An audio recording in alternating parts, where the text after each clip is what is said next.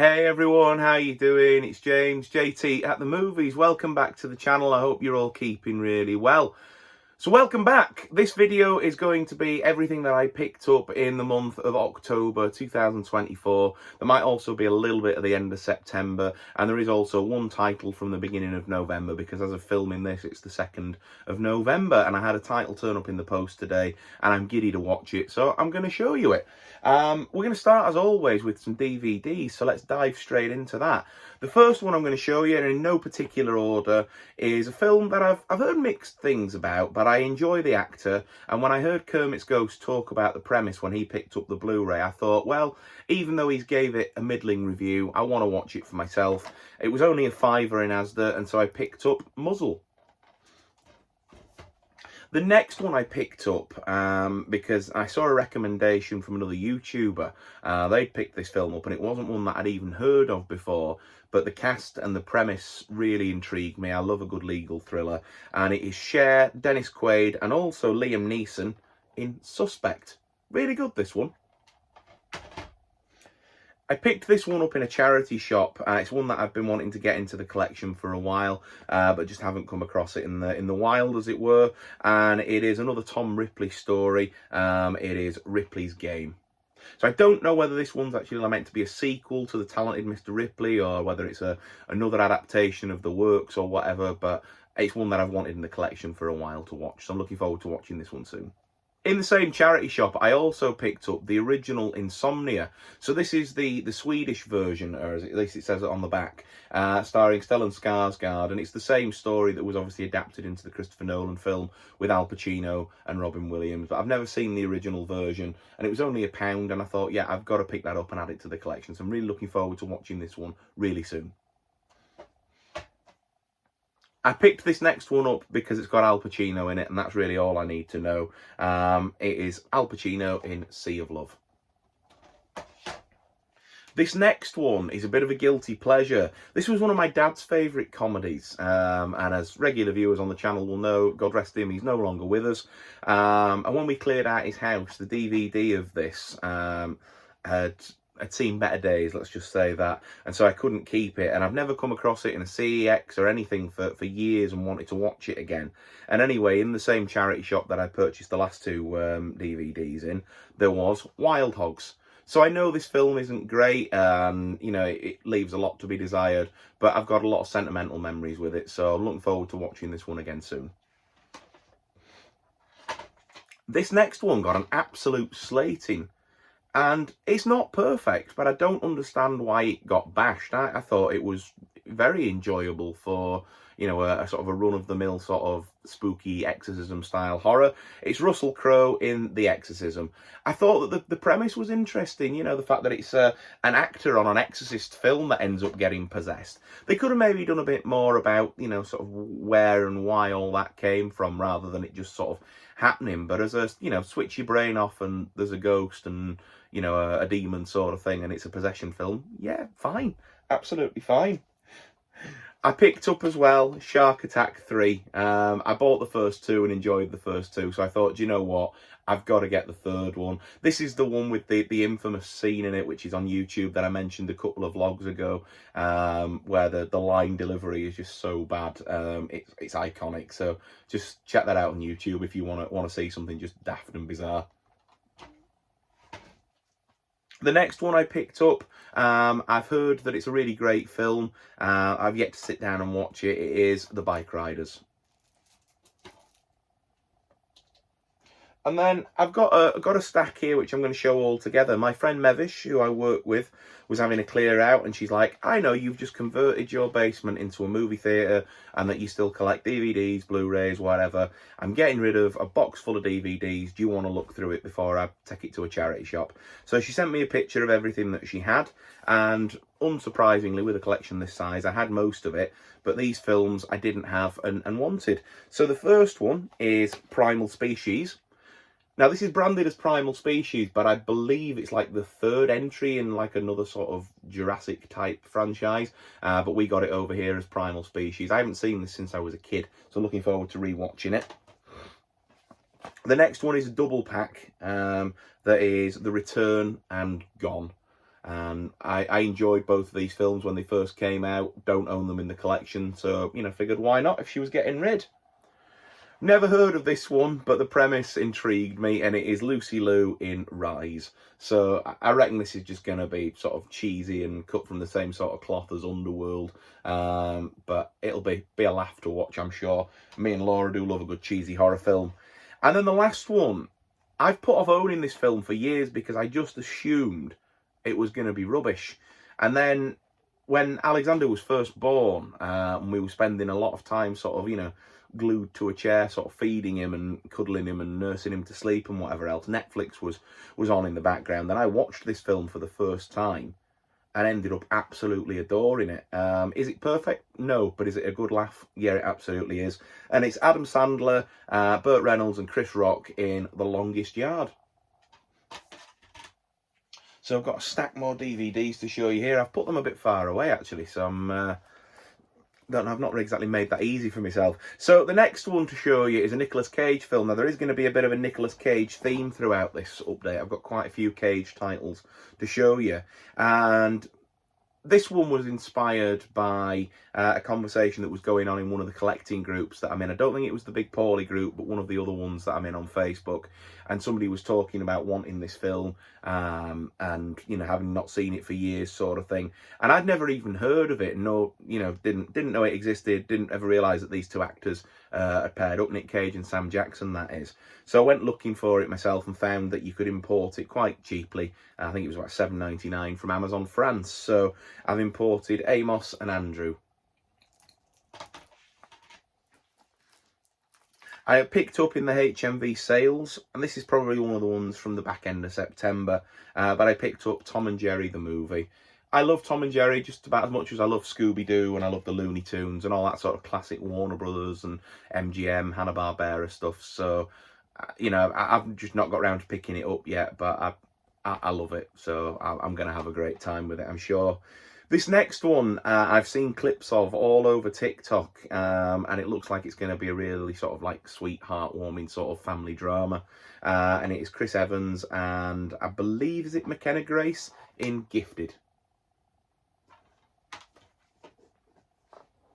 I picked this one up in CEX because they had it on the counter. Some of the CEXs up here, I don't know if they do everywhere, but they'll have stacks of things on the counter that are for sale, but haven't been sort of sorted into the masses. And this was the top of the pile, and I didn't have it in the collection, but I figured I'd pick up sort of what I presume is the uncut version of Caligula. I think they're doing like a definitive cut Blu-ray or something that's coming out soon, aren't they?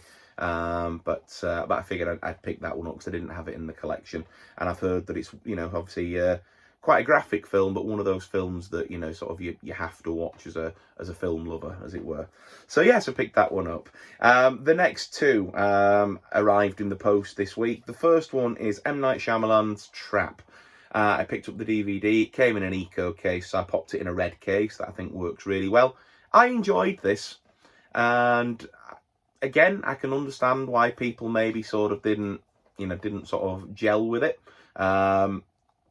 Laura didn't when we sat and watched it. She thought it was dreadful, but I really enjoyed it. You know, it's got the traditional sort of Shyamalan twist at the end, and it's a subtle twist. It's a blink and you'll miss it sort of twist, but it is there. My only real criticism of it is that it maybe sort of went on a little bit more than it needed to. There were sort of a few false endings, and it's like, oh, right, okay, the story's come to a close. Oh, no, it hasn't. There's 10 more minutes. Okay, right, there's 10 more minutes, that sort of thing. And it probably could have done with one less of the sort of the fake-out endings, if you like. But sort of watching Josh Hartnett's character sort of try and maintain his composure and his facade as loving dad taking daughter to pop concert, but then realise that the building's surrounded by the FBI on the hunt for him and try to sort of cleverly find an escape route sort of thing. I really enjoyed it.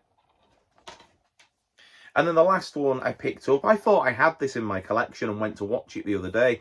Thinking back to the movie night vlog that I did with Lyndon a couple of weeks ago, we watched Mulholland Drive, and he had a box set that he brought that had Mulholland Drive in it, The Elephant Man, and this next film that I'm going to show you, Inland Empire. And we decided that we'd watch Mulholland Drive as it was a first time watch for both of us. But I thought that I had this one and fancied watching it, went to find it on the shelves, and it was nowhere to be seen. And I thought, okay, have I sort of like decanted it from a case and put it into one of the plastic sleeves? So I went through my sleeved DVD collection over there, just off camera, and it wasn't in any of them, not in my Blu-ray, so I just don't have this film. So straight onto Amazon, and for $6.99, I got the DVD of it. This is the new 4K restoration of the DVD, so it seems like a bit of an oxymoron, that, doesn't it, to say 4K restoration of a DVD, but hopefully it's going to look all right. I figured that the DVD will be all right for me. And I have had a couple of comments recently sort of saying, stop buying DVDs, you know, whatever. I'm perfectly happy with them, folks. For the most part, that, you know, they look absolutely fine. You know, if it's a film that I really want in high def, I'll buy it in high def, or if it's a good deal. But I'm happy, and, you know, to each their own. For those that are exclusively on the 4K journey, great for you. For those, you know, like Kermit's exclusively just Blu-ray, it's to each their own. I'm more than happy still buying DVDs, you know, and there may come a time in the future where I think, right, I'm going to make the shift to Blu-rays exclusively or whatever, but that time's not coming anytime soon, and I'm more than happy. But appreciate your input as always, folks. I'm going to show you now some Blu-rays. There's only one boutique Blu-ray, so I'm going to show that one first. No 4Ks this time. This is one that I bought off my friend Jamie Powell. He watched it, said for him it was a one-time watch, and popped it up for sale on Facebook. So I dropped him a line and it was still available, so bought it off him. And that is Michael Caine in The Island. I loved this. It was a great sort of, you know, 80s Michael Caine adventure. He's a reporter. He's sent out to an island sort of off the Bermuda Triangle to, you know, find out what's been going on with some mysterious disappearances there. And when he gets there, he finds that the island is run by a sort of a group of people descended from like Blackbeard the pirate that have never really sort of caught up with modern society, and it's just this group of pirates that basically take Michael Caine and his son hostage, and then there's a whole sort of journey that they need to go on towards the end of the film, and do they escape, don't they escape, that sort of thing. But yeah, I really enjoyed it. It was just sort of typical 80s action cheese. Michael Caine is just Michael Caine in it, but really, for me, if you're watching a Michael Caine film, you know, you're expecting certain qualities out of the performance, and Michael Caine delivered on what he needed to deliver with this one. Enjoyed it, and thank you very much, Jamie. So I'm gonna start at the top of this stack, and I'll show you the most recent Blu-ray that I've literally just had pop through the door this morning, delivered from HMV. It is Deadpool and Wolverine. So, as I say, I'm looking forward to watching this one again, and that's the reason I've included it in this vlog rather than saving it, is because I'm probably gonna pop it on at some point over the weekend. In the cinema, I didn't love it, and I felt that it kind of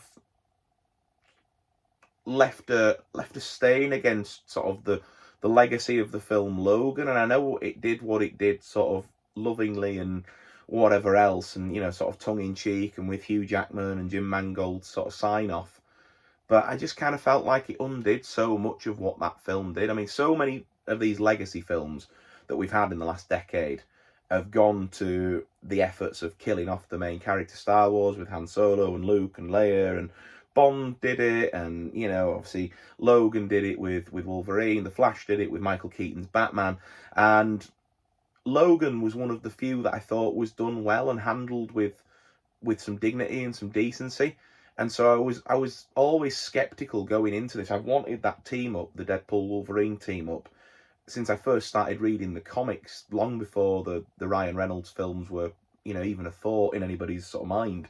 And there were pockets of it that were brilliant, and I don't know. I need to give it a second watch, is what I'm saying, because I just came out of the cinema just sort of feeling a bit underwhelmed, and I was disappointed, because I use this phrase a lot on the channel. You know, a lot of you will have had your itch scratched with that film, and for me, it didn't quite do it. So I'm envious of anybody that got that sort of you know, that sort of feeling from it, and I'm hoping that a rewatch at home through a fresh set of eyes will give me that. But there we go. The next two I'm going to show together.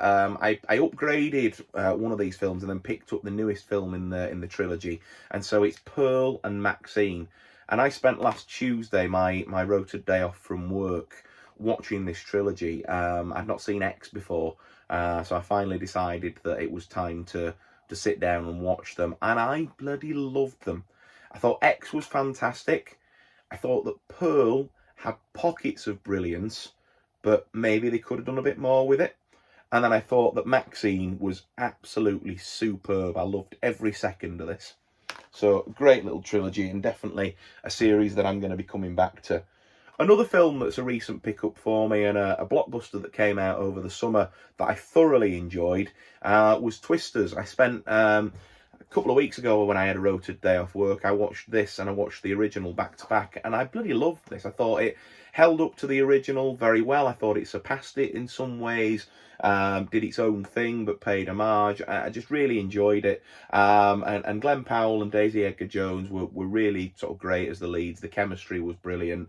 I really think that Glenn Powell is going to sort of go on to be a Brad Pitt, Harrison Ford type of this generation, and we're going to see him for the next 20 or 30 years as a leading action man and a leading, you know, sort of rom-com sort of, and a drama man. I think he's going to go places. I think he's already starting to, really, but he's really, you know, he's done you know, Anyone But You, and he's done Top Gun and loads of other stuff as well, but I think he's just going to keep going up and up and up on the rise. The next one I picked up was an upgrade for me, and the reason I've decided to upgrade this one is because I actually got my DVD copy that I've had since I was a teenager signed by one of the cast members at Leeds Horror Convention earlier, and so I want to display that and leave it displayed, but I want a copy that I can watch, so I figured that I would pick up a Blu-ray copy while it was on sale in Asda of the original It. The next one's another Nicolas Cage one to show you. Now, I don't know whether this film just got overhyped and maybe I was a bit let down because of the overhype, or whether it just didn't quite, you know, cut the mustard for me, but it's Longlegs. This film started fantastically. I don't get scared by films anymore. I love horror films and thriller films, and you know, and that sort of genre. And I'm forever looking for films that have me on the edge of my seat and really sort of immerse me in what's going on. And the start of this film, I'm not kidding, had me sort of at moments peering over the top of a cushion, and that's not me. And then it got to a point, and I won't spoil it because it's such a modern film, but it got to a point where I think all the tension was supposed to build to a climax, but it just released all the tension. And then after that, I found it all quite laughable. And then when I realised where the story was going and what the sort of the crux of it all was, I couldn't buy into that either, and it just took me right out of the story. So yeah, it started off, we're talking 9.5, 10 out of 10 sort of, you know, territory, and then sort of ended in sort of 5, 6 out of 10 territory for me. So a bit of a letdown, but I'd say still worth the watch if you're a Nicolas Cage fan, because it's a different performance from Nick Cage. Another Nicolas Cage film now. This is one of his direct-to-video jobs from the late 2000s. I thought that I had this and did a quick check of my collection on my phone when I was out and realised that I didn't. It's made by the people that made Con Air, and it is Nicolas Cage in Stolen. Pile's about to fall over, but I'm going to leave it in. The next one to show you is the 4th instalment in the rebooted Planet of the Apes series, Kingdom of the Planet of the Apes. I'm a couple of behind on these, so I need to play catch up, but I wanted to pick it up when I was out and about. I like to get things on release day if I know that I'm going to watch them and sort of support the, you know, buying of physical media, as it were. So yeah, looking forward to watching that one. I've hopefully got a week off over Christmas, so the plans are after the celebrations that I'm probably just going to sort of bunker down in this room and play catch up on a load of films that I want to watch.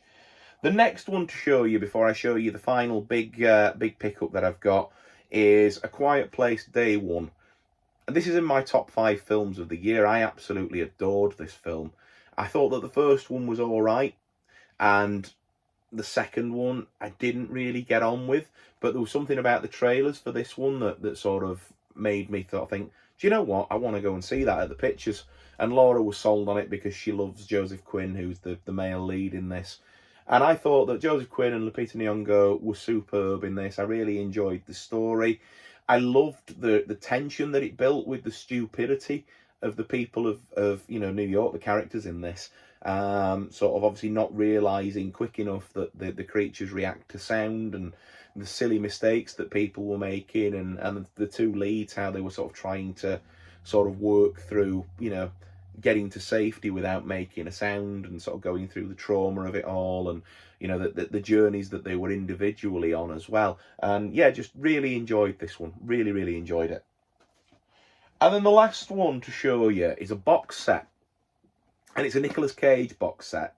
And I picked it up because I think it was Neil in one of the collecting groups that we're in, I think it might have been the Big Paulie group, had said that he bought this box set for himself for his birthday. And I saw it, and there was one film in particular that I wanted in this box set, but I was happy to upgrade the others and pick up a couple of them as well that I didn't have in the collection. So it is Nicolas Cage, the Cage collection, and it's got Guarding Tess, 8mm, Adaptation, It Could Happen to You, Peggy Sue Got Married, and The Wicker Man. So I wanted this film for Guarding Tess, because I don't own this film, and I've been after it for years, and the Blu-ray and the DVD here in the UK are massively out of print.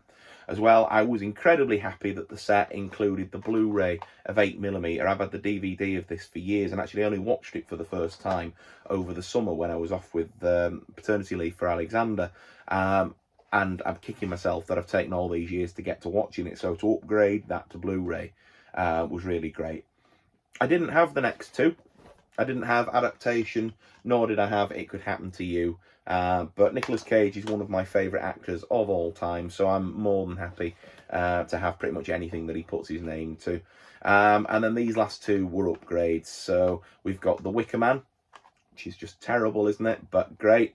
And then we've got Peggy Sue Got Married as well. So a great little box set there. I think it was 37 quid on Amazon.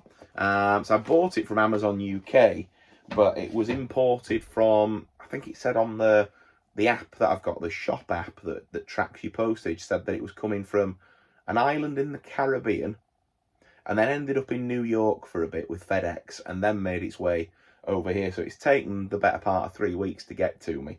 But it's an Australian Blu-ray release, and they're all region B, so why it was all the way over there, I've no idea. But yeah, that's been everything that I've picked up in the month of October. Like I say, maybe a couple from the end of September, and Deadpool and Wolverine from the beginning of this month. I hope you've enjoyed the video, folks. It's been a pleasure to make it for you.